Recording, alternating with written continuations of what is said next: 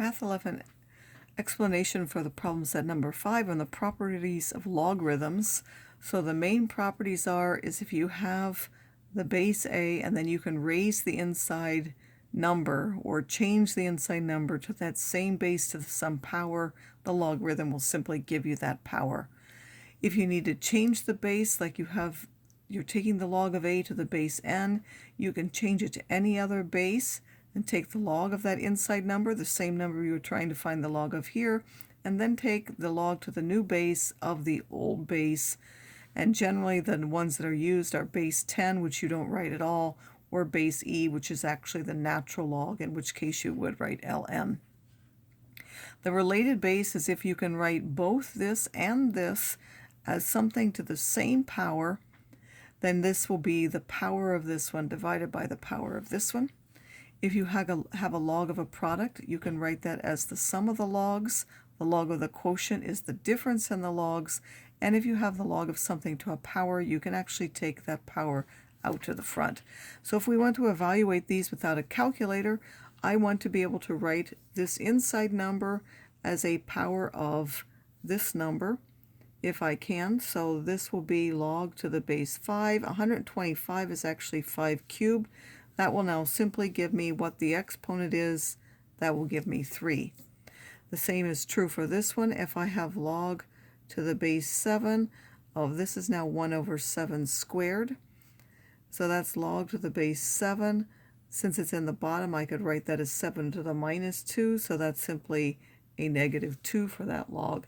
Now one that they didn't give us, suppose it had been the other way of what we have here. Suppose we had been asked to find the log to the base 49 of 1 over 7. Well, it's harder to write this as a power of this, so that will give us this related base one we can use. I can write the bottom one as 7 squared, and then because this is a 7 on the bottom, that's 7 to the minus 1. These both have the same base now, so it is simply the power of this one divided by the power of that one. So in this case, that's minus 1 over 2. If we can't write these both to the same base, then you can try that technique as a second alternative. Another thing that we want to do is they will give us a variety of logs and ask us to use those to find another one. You won't always use all of those logs, you'll just use some of them, so you have to figure out which ones you can use.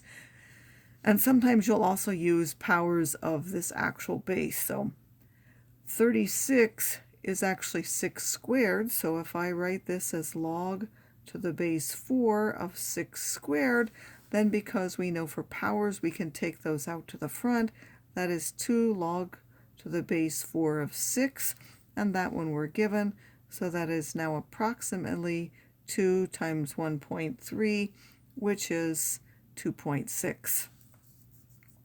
For this one, we have 3, which is the same as the base, so that I can actually take out on its own. 40 is 4 times 10, so I'm going to write this as log to the base 3 because this is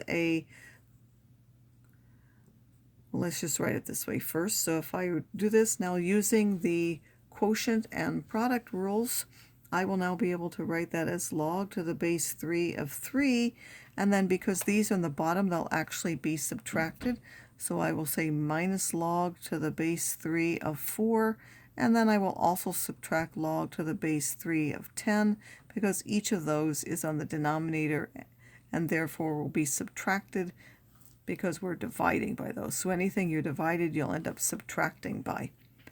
And now log to the base 3, those have the same base, so that will simply give me the power of that, which is 1. And then this is approximately 1.3, so I would subtract that. Log to the base 10 is approximately 2.1, so I would subtract that, and that will give us about a minus 2.4 based on those numbers. For this one, I look at these. 49 is 7 squared and 36 is 6 squared, so I can write this as log to the base 4. This is now 7 over 6 squared. By the power rule, that can come out to the front, so I can make that 2 log to the base 4 of 7 divided by 6, and then by the quotient rule, I can write that as the difference of those. So now I would be taking log to the base 4 of 7 and subtracting log to the base 4 of 6. That will now, I can substitute those numbers. This is now approximately 2 times 1.4 minus 1.3. That's only 0.1 times that 2 is 0.2. Now another thing that we'll have to do is a change of base or use the calculator. If it happens to be either base 10 or e that we're asked for, we can use our calculator directly because those numbers are in the calculator. And otherwise you'll have to use the change of base formula in order to calculate those. Now some calculators actually have bases in them, but all calculators have log to the base 10 and log to the base e, so those are the ones I'm going to stress are knowing. There's the ln button here, so I would simply take log of 5.1, and now that will give me approximately, they want the nearest thousandths, though that's 3 decimal places, I'll give that 1.629 based on this.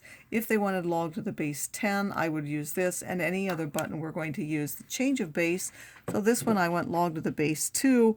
I'm first going to use the change of base. Now I could use natural log or log to the base 10. I'm going to go log to the base 10. You take the log of this number, and then you take log to the base 10 of the old base. And now you will go log of 6.9. Make sure you close your parentheses and then divide by log of base 2. And when you give that again to the nearest thousandths to 3 decimal places, that will be about 2.787. Then we're asked to expand.